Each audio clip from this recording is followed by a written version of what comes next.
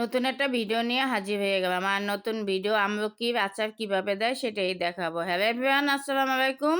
সবাই কেমন আছেন? আপনাদের বোন তো ভালো আছে। আর আমলকির আচারটা কিভাবে বানাই সেটাই আপনাদের সাথে শেয়ার করব।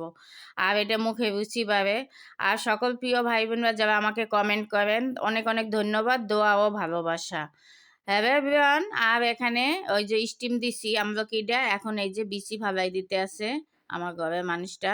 তারপরে আমি কিভাবে বানাই সেটা একদম সহজ। আর এটা আউকে দিয়ে বানাইতে হবে, বেশি মজা হয়। আর যারা মুখে রুচি নাই, জ্বর টর আসে, এটা থুয়ে দিবেন। আর এটা খাইলে মুখে রুচি হয়। আর আমলকিটা তো আমরা কম বেশি জানি অনেক উপকার, শরীরের জন্য চুল পড়া বন্ধ হয়, মাথার খুশকি মুশকি জায়গা, তারপরে স্কিন ভালো থাকে, মুখে গা ঠা হইবে, ওইটাও যা আমলকি খাইবে। যাই হোক, আমি অনেক ডাক্তারিও করলাম। আর এখন আচারটা কিভাবে বানাই সেটাই। বিচিটা ফালাই নিতে হবে, এই জন্য স্টিম দিছি। আর বিচিটা আগে ছেঁচে ফালাইবে, বিচি ভাঙ্গে ঠেঙ্গে যায়, তিতে হয়ে যায়। এখন আউকের গুড়টা দিয়ে দিছি। আউকের গুড়ের মধ্যে একটু পানি দিতে হবে, কিন্তু পানিটা পরে দিব। আগে আউকের গুড়টা একটু জ্বালাই নেই, তারপরে আমলকিটা দিয়ে দেব। আর এখানে আদা কুচি দিয়ে দিতে আসি। আর মিডাটা কিন্তু ঘষে নিছি।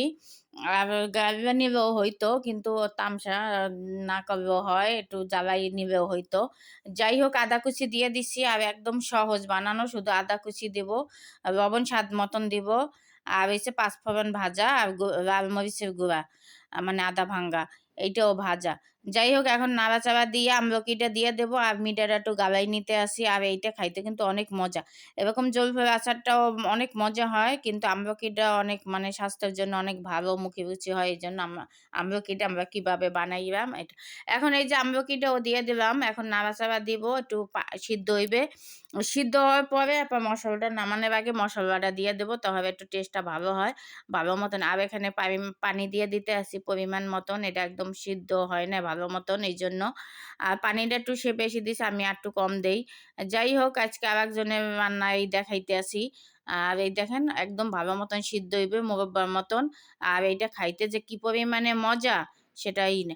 আর এখানে আপনারা সিরকা দিয়ে দিবেন। আর সিরকা দিবে একটু ভালো থাকে, আচারটা অনেক দিন থাকে। আর সিরকাটা কাইটা গেছে, দেখাইতে পারি না, এই জন্য। আর যাই হোক, এই দেখেন অনেক সুন্দর মতন হইতে আছে। এখন এই যে আচারের মশলাটা আগে দিয়ে দিতে আসি। ২ চামচ দেবো আচারের মসলা, ২ চামচ শুকনা মরিচের গুঁড়া দেবো, ঝাল। আর যারা ঝাল খাইতে চান, জ্বর-টর হইবে, তাদের জন্য এটা ঠিক আছে।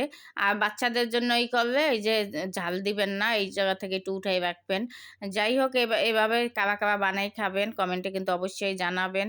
যারা না জানেন তারা এটা বানাইয়ে অবশ্যই বয়ম ভইরা রৌদে শুকিয়ে রাখতে পারবেন। আর রৌদেও রাখে না, ফ্রিজে রাইখে দিলে অনেক বছর, ১ বছরের, ১.৫ বছর খাওয়া যায়। আর এই দেখেন ২ চামচ একদম ঝাল করে। আর এটা বানানোর পরে যে কি অসাধারণ লাগে! আর যেমনে দেখতে সুন্দর, খাইতে তো আরো বেশি মজা। একবার কিন্তু অবশ্যই খাইয়ে দেবেন। আর আমি আচারে পাগল, এইজন্য আমি সব আচার বানাই। কিন্তু সময়ের অভাবে করতে পারি না। আস্তে, আস্তে সব ভিডিও দিব। যাই হোক, এই দেখেন কত সুন্দর, এখন নাড়তে থাকবো। আর এইটা পানিটা একদম শুকাই ফেলাইতে হবে, পানি থাকা যাইবে না। যাই হোক, এইভাবে যদি আপনারা কেউ বানাই খান, আর কমেন্টে জানাইবেন আমার আচারটা কেমন হইলো। আর আমার সকল প্রিয় ভাই বোনদের সবসময় বলি, আমাকে একটু, একটু বেশি করে লাইক কমেন্ট করবেন। আমার ভিডিও যদি ভালো লাগে একটু শেয়ার করে দিবেন, সবার মাঝে ছড়াই দিবেন। আর যাই হোক, আমার পাশে থাকবেন। আর সবার আশাই করি। আর আমিও আপনাদের পাশে থাকবো। আর যাই হোক, এই দেখেন আচারটা কত সুন্দর হয়ে গেছে। এই যে দেখেন কত সুন্দর, আমি এই পরিবেশন করছি। আর বাটিতে ঢেলে রাখবো, ঠান্ডা হয়ে গেছে।